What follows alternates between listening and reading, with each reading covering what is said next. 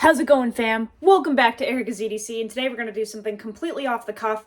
I have no idea how this is going to go, but we will see what happens. Guys, we're going to take this knife. This is a beautiful little blade, a little utility blade. This is called the Slater. This is made by Dusty over at Duckhead Forge. It's in K390 at 64.5 HRC, like 10 thou BTE. And we are going to grind this on a sharpening stone to completely dull it, and then see how quickly we can get an edge back on it for science, okay? For science. I'm really curious about this. This particular knife is one that we've done a lot of testing with. I've batoned with this, I've cross-batoned with it. I actually have a pretty crazy video, like, beating the crap out of this, and it seems pretty bomb-proof, but I'm very curious to see if we can debunk a couple of things about super steels in this video. So, per usual, unedited. Let's see what happens. I'm going to lower you guys down, and we're going to get to work in here. So, today, on the counter, we have a 220 grit DMT stone, and then over on the side here, we have a 325 grit DMT stone. And we have a strop loaded with Bark River compound. One side is 3,000 grit and one side is 6,000 grit. So I want to see if we can really dull the crap out of this thing and then freehand it back to a reasonable edge, okay? I'm not really sure what we're starting with right now. I haven't really done anything with it.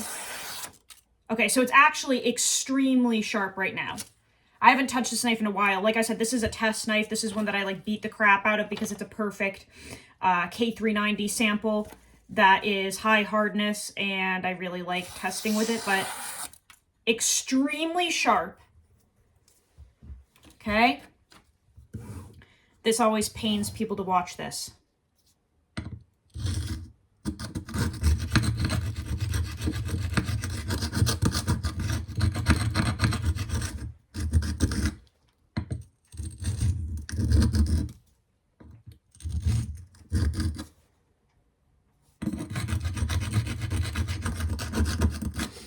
Completely crushing that apex on this very extra coarse 220 diamond stone.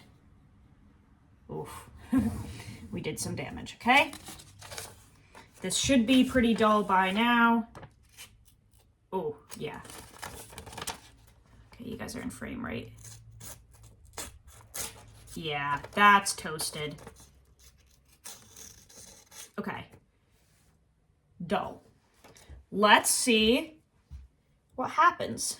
Let's see how difficult it is to bring this back. Because it is super steel and it is high hardness.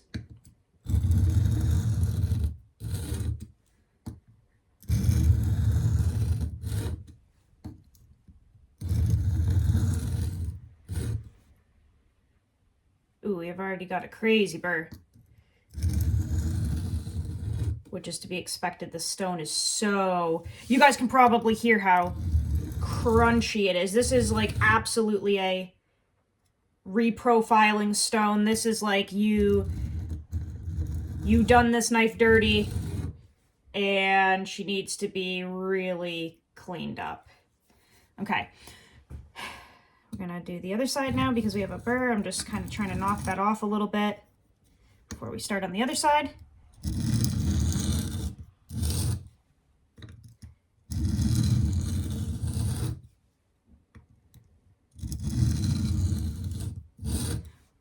Now all I'm trying to do on this stone is kind of just give a very rough idea of where the edge is going to be on this 325. This stone is so coarse. This is way too aggressive to like finish on. This is very much just recreating that bevel, and we will 100% refine it on the 325.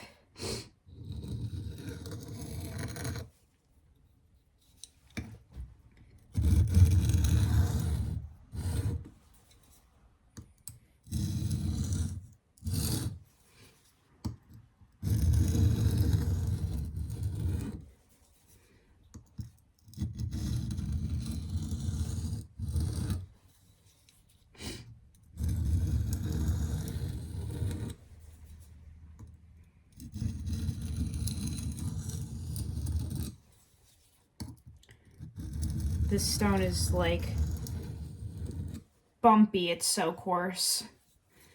We're definitely gonna have to do a lot of refining on that 325.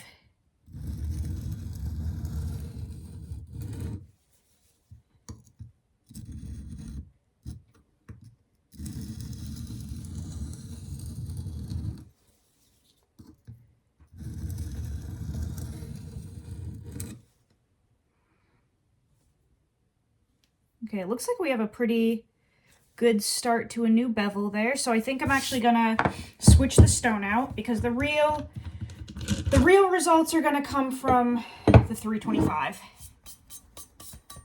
And we may need a 600, we may not. We'll have to see. I'm not trying to get like a hair popping edge at the end. I just literally want to see how difficult it is to annihilate an edge bevel and then bring it back. That's really the purpose of this video, because if it ends in a certain favor at the end, I want to have a little bit of a discussion about that.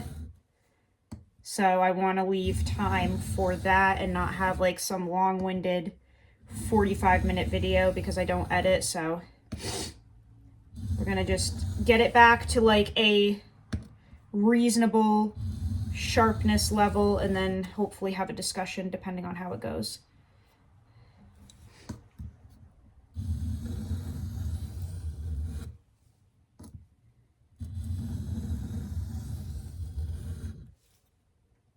I'm putting a nice, really nice thin bevel. I don't even know if you guys can see it. Very little tiny thin bevel on there. Because this is, like I said, only 10 thou BTE approximately, so it's already a super slicer. So put a nice thin edge on her.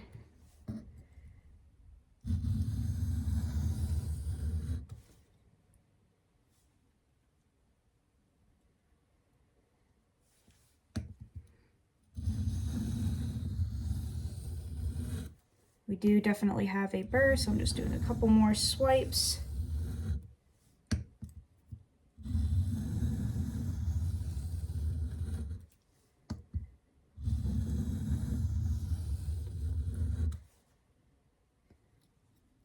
Wow. I almost wonder if you guys can see that burr on camera, but I don't know. The lighting is always so horrible. The burr is extremely aggressive. I don't think you guys can see it, but you might be able to see that little rough, those little rough bits. Just gonna ever so gently strop that off.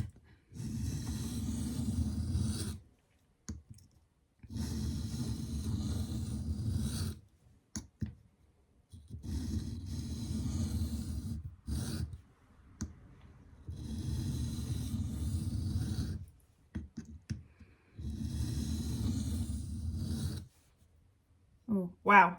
Crazy burr already on this side too. Holy smokes. Okay, gently knock that off.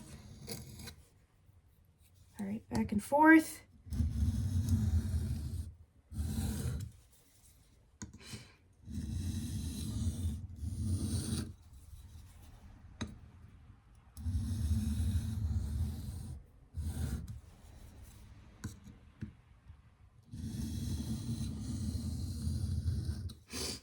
I'm really curious to see if we can actually bring this back that easy or not, because that was really, really dull.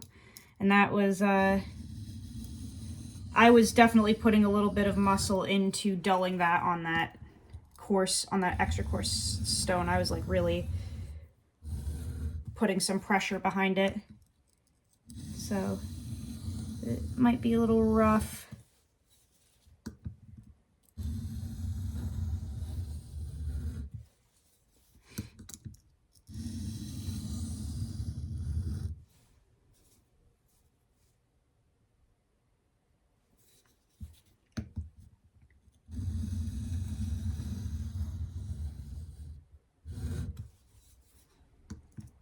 And we'll definitely probably have to hit it on a strop to just knock any little micro burrs or anything off. especially because this might be a little uneven and whatever from grinding it into that stone. Like, I don't know if we chipped the edge or anything doing that.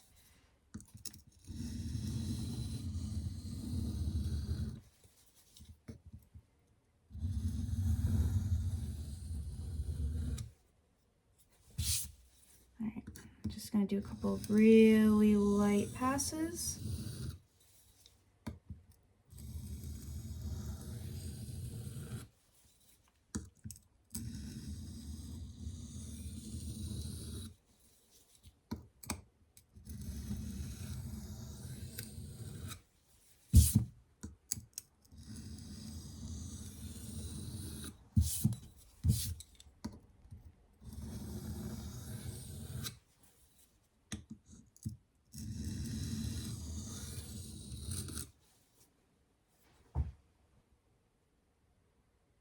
Okay, feels like we definitely have the beginning of an edge. Let's check before we go to stropping.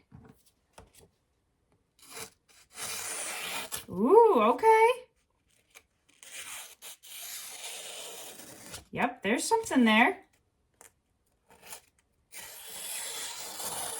Yeah, all right, now, as we unpack this, I'm going to explain why I'm choosing this particular strop today. I know you guys don't see it very often.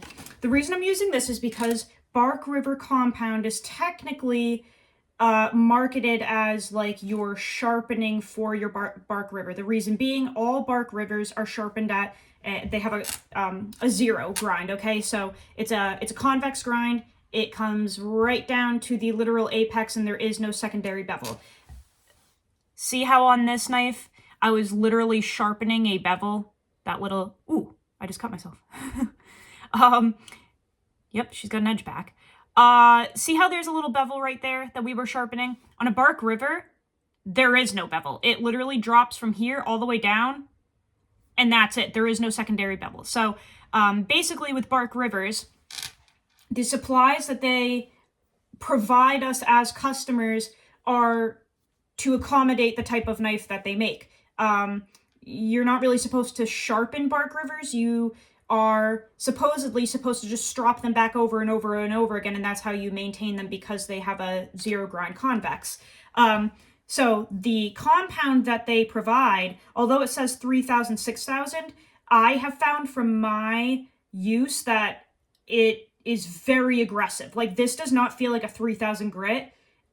I don't even know what to compare it to, maybe a 600 grit. Like, it's so aggressive because it's meant to bring back edges without putting them on the stone. That's why I'm using this today, because we completely crushed that apex, and I want to see if we can bring this edge back with, you know, minimal time on a stone, test the theory of these compounds and kind of see what happens, because I'm very curious about that. So we're going to use the 3,000 side and then do a little bit of work on the 6,000 probably. I'm trying to stay in frame for you guys, I'm sorry. And just see if indeed you can kind of bring back a pretty toasted edge with these materials. Obviously this isn't completely correct because we did reestablish the bevel on those stones, but I am curious to see how these work. For a super steel, I guess I should say.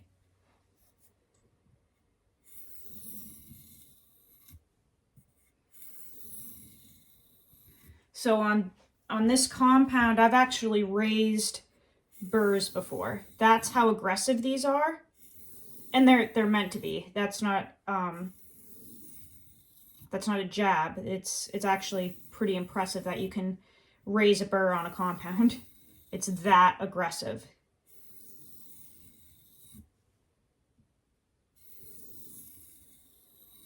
And I'm just doing very light passes here, guys. I'm really letting the compound do the work. This leather is very hard. It does not have a lot of give. but I do just want to really let the compound do its job here and not put any pressure into it, because we don't want to like round that apex. We don't want to convex this to the point where we dull it again. Oh man, it feels pretty sharp. I'm curious to see how it is on paper when we finish.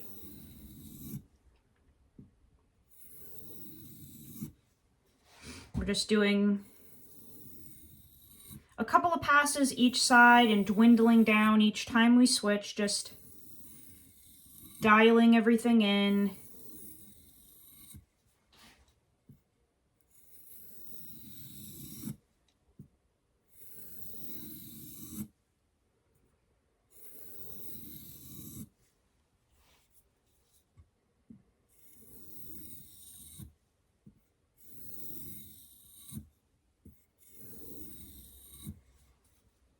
And I'm pretty much holding the same angle that we sharpened at, maybe a little bit lower.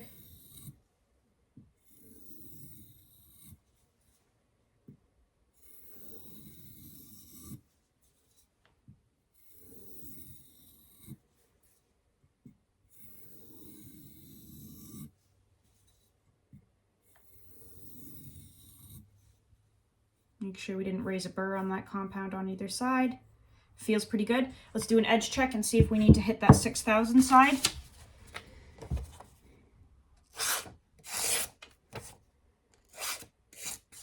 Okay, that's my bad. That's user error there. Keep missing the paper. This is my leather order. Okay, let's actually pay attention. It's a very, that's a sharpening choil. It's a very like subdued one. So I forget that it's there, but okay, edge. There we go.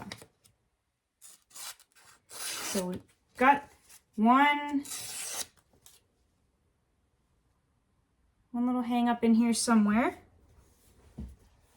but we definitely have an edge back on the knife, and it's pretty sharp. Let's go over to the 6,000 side and just see if we can clean that up a little more. Trying to see if I can see it. We definitely probably took a little chunk out of something there when we were grinding it into that 220.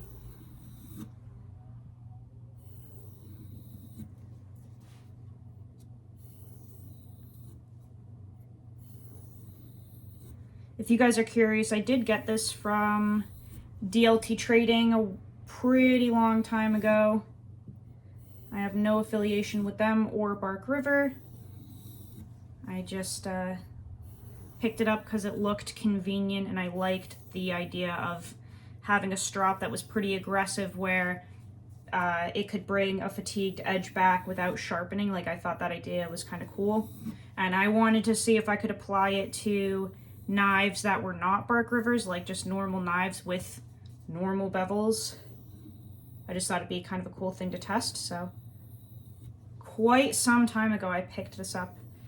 Pretty good price too, if I remember correctly. Just like one of their cheap in-house strops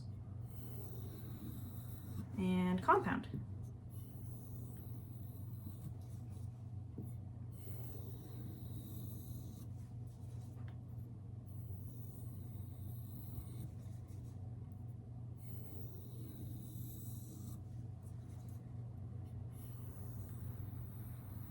Okay, let's see about this.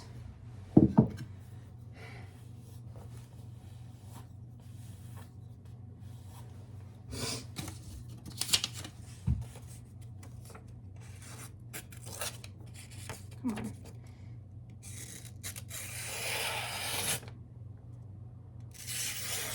Yeah, so if I was not mentally challenged, there we go.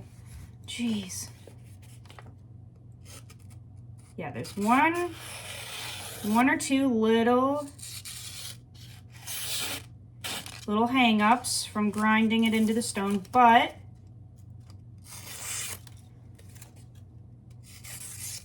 definitely pretty dang sharp. As in, For an everyday average user, I think this would work for most people. You know, like that's pretty... I'm trying to hold it. This paper's like folded, so I'm trying to straighten it out a little bit here. I would say that's pretty dang sharp. Seeing we just ground it into a 220 grit stone. Got a couple little hang-ups, but that's, guys, that's a little bit wild. I don't know if it's hair popping sharp. Let's see if my hairy Italian arms. Oh, yeah. Okay, I'll show you guys in a minute because I don't know if you can see this. Wow. Okay, don't want to lose my entree of arm hair. Let me see if you guys can see that. Can you see the arm hairs in dry fucking skin? Hopefully you guys can see it. Okay, that's pretty impressive in my opinion. I'm gonna raise you guys up and I wanna have a really quick discussion about this because I think that was pretty cool. So, what sparked this video idea was a number of things, but one in particular was I got a comment, I think yesterday. Somebody watched one of my videos and was like, super steels are so overrated. They are for people, I'm like trying to kind of summarize here, not word for word. Super steels are overrated and they're for lazy people that don't know how to sharpen and don't want to sharpen, and like they're a waste of time essentially, and they're overpriced and all of this stuff. And I have had a number of people be like, you know, if you took that knife in 10V or K390 or whatever and you like batoned with it, it would break. Or what other ones have I gotten? A lot of like 1095, like pro 1095 people being like, if you use 10V it would break apart at your feet, and then 1095 would keep going, and all of these like very strange comments. So the reason I wanted to make this video was to first showcase that super steel is not hard to sharpen, and if anything, I actually think it's easier. And the reason being is a number of logical explanations, being evolution of steel, right? Like there's a reason that we have evolved steel over the years to make it better. It's not like we're evolving them to make them worse. We're trying to, through metallurgy, improve them to make them better than 1095 and 80 CRV2 and 440 and all of those things, right? So the whole point of changing them and adding things and increasing vanadium and all of these things is to make them better, not worse. So it would be wicked silly to be creating all these super steels that like don't perform as well as things from 25 years ago. The other thing is like custom heat treat, guys. In a production setting, you have to remember they're doing hundreds and hundreds and hundreds of knives every day, like at various stages of the process. So there's not that attention to detail that like a custom super steel knife is going to get.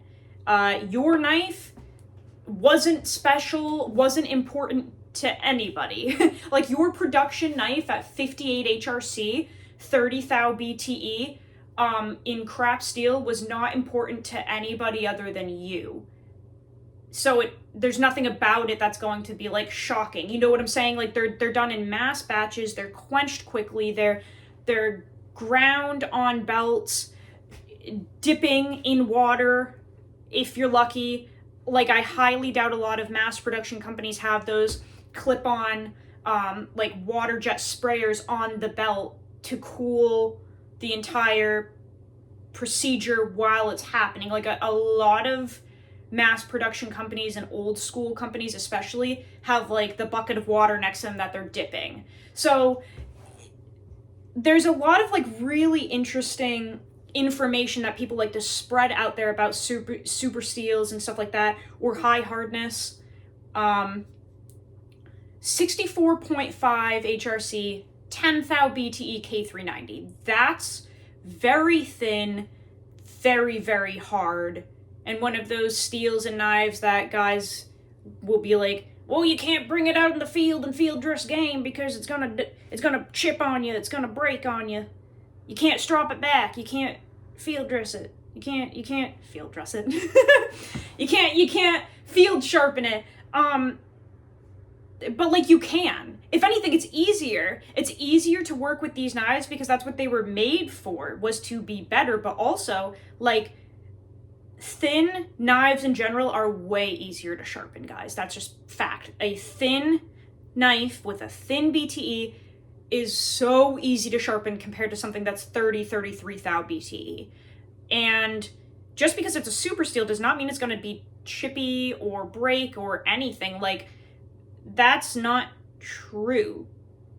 This edge is not perfect by any means. I know that, but that wasn't really the point of the video. The point was to grind the crap out of the edge, destroy it on a stone rougher than your mom. Like, this thing is washed up. That, you know, we're talking rugged. Completely annihilate the apex and try to reestablish it in a short period of time with a 325 stone and a strop.